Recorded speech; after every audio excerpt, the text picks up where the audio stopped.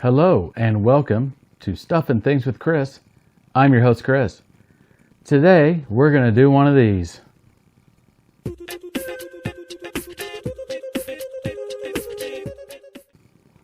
So we're going to start off this Redbox Double Feature with Motherless Brooklyn. Now, Motherless Brooklyn is a movie based on a book of the same name that came out in 1999, written by Jonathan Lethem. Edward Norton decided he really liked this book. He bought the rights to it back in '99. It's now taken him basically 20 years to get it on screen. But he not only stars in this movie, he also directed it and he rewrote the script. Now, the first thing he did when he rewrote the script is change the setting of the movie from the 1990s to the 1950s in New York City. That means this is a 1950s film noir style of movie. Okay, it's a detective story. In this particular case, it's a private investigative story, and like Philip Marlowe, if you will. And the main character is Lionel Esrog. Now, thankfully, they don't go by that name. He doesn't go by that name in this movie very much. He is Motherless Brooklyn. Now, he is given that nickname by Bruce Willis's character, Frank. Now, Frank is a private investigator in New York City, and he has kind of a small business where he runs a detective agency with 3 or 4 other guys, one of whom is Lionel, or Motherless Brooklyn. Now, Frank is working on something at the beginning of this movie, and it's a case he's working on, and as you would expect, he gets killed in the midst of it, and so now the other guys in the detective agency are trying to figure out what happened, what was he investigating, should we even mess with it, what do we do with the business? And Motherless Brooklyn decides he doesn't really care what anybody else is doing. He's going to solve his mentor's murder. Now, all the guys who worked for Frank were orphans that he found at various orphanages around the city. And so they all have a real strong connection to him, or to Frank. And so Lionel, or Motherless Brooklyn, is the guy who feels the strongest to him, because Motherless Brooklyn has Tourette's syndrome. And so that means it's going to be hard for him to get a real sense of being able to get around and function in society, because he has a lot of tics. He has a lot of kind of outbursts. Now, his outbursts are not what you would traditionally think of with Tourette's. Most people think it's cussing and screaming and that kind of stuff. Motherless Brooklyn does some of that, but a lot of his stuff is just kind of repeating things that he's thinking in his head, and he kind of shouts them out at inopportune times, obviously, especially when he gets nervous or when he's under pressure. But one thing Motherless Brooklyn has that makes him a fantastic private investigator is a verbal and photographic memory, which means anytime anyone talks to him, he remembers anything they say. So if he's asking someone a bunch of questions, he can memorize the entire conversation. And Frank uses this ability to have him listen in on conversations in the past while Frank is wearing a wire, so that then later on he can ask Lionel, what do you think about this? And Lionel will remember the entire conversation word for word. Now, if you're a private investigator investigating the murder of your friend, that's a very handy adaptation to have. Great ability for a private investigator. The story takes a lot of twists and turns. I'm not going to go into all of that. I thought this movie was good. It's not great, but it's pretty good. It was better than I thought it was going to be. The atmosphere that Edward Norton's trying to create with 1950s New York is done pretty well. There is a big basic plot of this movie revolves around kind of the local city government corruption, and that's headed by Alec Baldwin, who plays a guy named Moses Randolph. And Alec Baldwin is very good as this just totally driven, obsessed individual trying to push through some very specific type of improvements to the city of New York in the 50s. There's also a lot of jazz clubs in this, where, you know, Frank was going and getting information, and then Lionel is following him, and, you know, you get Michael K. Williams as a trumpeter who's very good in this. The supporting cast in this movie is good. The writing is pretty good. The overall sense of it's good. I thought the cinematography was well done. Edward Norton is really good in this. He does a great job. Bruce Willis is not in it for a whole lot. He's in it kind of. I wouldn't say he mails in his performance, but it's not going to blow you away. William Dafoe is in this, and he plays kind of a supporting character, kind of on the periphery of what's going on, and you're trying to figure out why he matters to the story, and that's revealed later on in the second half of the movie. There's a lot of this movies like this with, you know, this film noir theme. There's always more than meets the eye, so a lot of these characters are not necessarily 100% good or 100% bad. So I found that to be a cool twist on just a straightforward detective story. Is it fantastically done? It's not a amazing movie. Definitely worth renting at Redbox for $1.50. I give it a thumbs up. I would rate it a B, a solid B, maybe even a B+. If the narrative was a little tighter, it would have made a little more sense. But it still flows pretty well, and I thought it was an enjoyable movie. If you get a chance at the Redbox, definitely pick that up. I mean, that's what Redbox is for, really, for me. This is a movie that came out in very limited theaters. It was only in 3 or 4 of them here in Dallas, and it wasn't on very long. Didn't make a whole lot of money, so it quickly kind of vanished.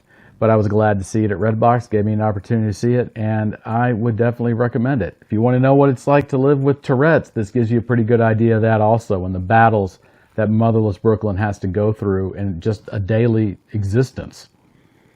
So, check it out if you get a chance. It's definitely a B, a pretty solid thumbs up for me.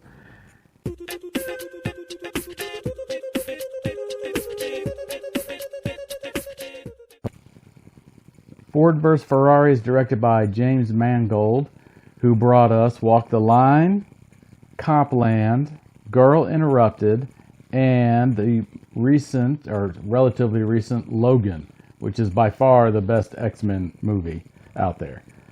So he is a very good director. He's got some pretty solid chops. This movie is based on the actual events that happened in the 60s. So it is basically a racing movie, and it is not about IndyCar racing. It's not about stock car racing. It is about the 24-hour races, in particular Le Mans, which is a track in France. And at the time this was happening, Formula One was big. NASCAR was not really where it is today, but Le Mans was a gargantuan race, held once a year, and it was 24 hours. There are also a couple other 24-hour races. There's one in Daytona, and then I can't remember exactly where the other one is. I think it's in Europe also. So car companies got a lot of prestige by how they finished at Le Mans, and Ford started to notice that they were kind of lagging in sales, and, you know, Ferrari had won this race, I don't even know how many times. They say in the movie, I can't remember. It's like a dozen times or something crazy like that, like in a row. They totally dominated it. So everybody else was playing catch up. Ford decided what they wanted to do to kind of reinvent and reinvigorate their brand was to create a car that could win Le Mans. The press coverage it would get would be amazing if they could pull this off. So they hired a guy who had driven in Le Mans and had finished but had not done real well and couldn't drive anymore because he was having some real issues with kind of PTSD, sort of. And he wasn't able to drive anymore. And that guy was Correl Shelby. Now, Correl Shelby is familiar to you if you're a car enthusiast because his Cobra sports cars sell at auction now for over $1 million. And there was a whole industry of what they called clones and spin-off cars for the Shelby Cobra. He also did a lot of work with Ford and their Mustangs, Shelby Mustangs, that were popular in the 60s, and then again in the 90s and early 2000s when he came back to the brand and kind of made super duper versions of Mustangs. So the movie centers around Correl Shelby and his attempt to kind of create a Ford racing team.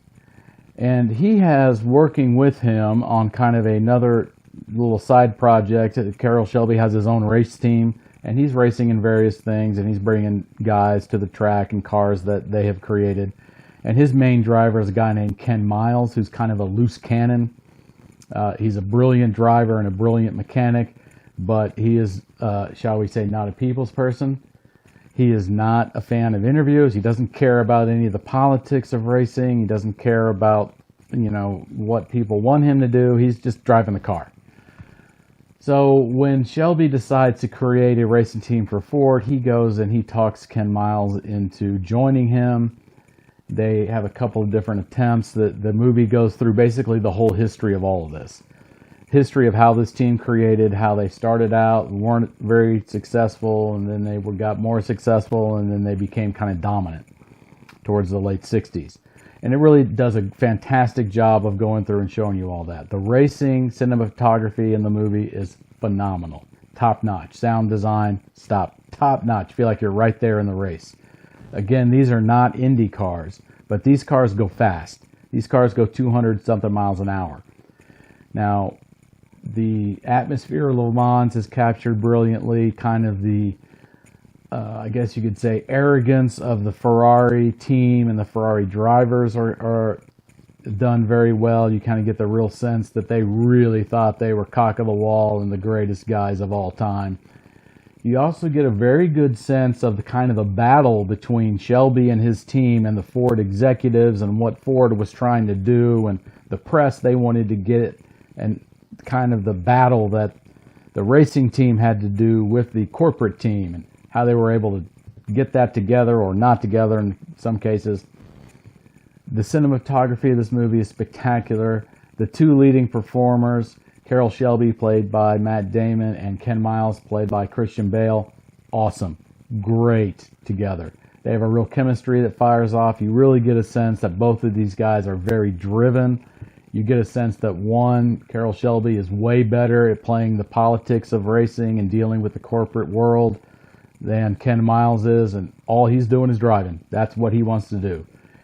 And you get a good sense, especially of Ken Miles and kind of his home life and why he's racing and what it really means to him. There's some great scenes with he and his wife where he kind of gives up racing for a little bit, and she's, dude, you need to start doing it again because you drive me crazy. Ken Miles and his son have a very close relationship. Kind of his son idolizes him in his racing, and it's really a fantastic movie. If you are a car enthusiast, you will recognize the Ford GT40 because they brought it back in the mid-2000s as a production vehicle, sort of. If you were rich enough, you could purchase one of these cars. And it was an homage to this Le Mans racer. It's a fantastic looking car. Again, man, I can't stress enough how awesome the racing is. You really get a sense like you're in there, in the car with them. You also really get a sense of the danger that these guys are in. Just in the 60s, when they didn't quite have all of the special safety features that the cars nowadays do. I found it a fantastic movie. I can say I wish I'd seen it in the theater because it would have been awesome to see it on a giant screen, but I've got a relatively big television, so it was still pretty cool to see it on that. The bigger your TV is, the better your sound system, the more you're going to like the movie. I can tell you that. It's going to look pretty awesome on like an 80-inch or 90-inch or whatever you got. Again, this is definitely a double thumbs up. This is an A-level movie. I'm actually surprised it didn't win a few more awards than it did at Academy, but in the year of Parasite, everybody was fighting that. So it's kind of what it kind of just got stuck in the time frame when it was unlucky. However, definitely worth viewing. Go check it out on Redbox, rent it on streaming, wherever you can get it. It's a very good movie, highly recommended. Please leave comments, anything you want me to review or talk about. In the section below, click the like button and the subscribe button and the bell button, and that'll let you know when I have new and fascinating reviews. Until then, I will see you later. Thanks.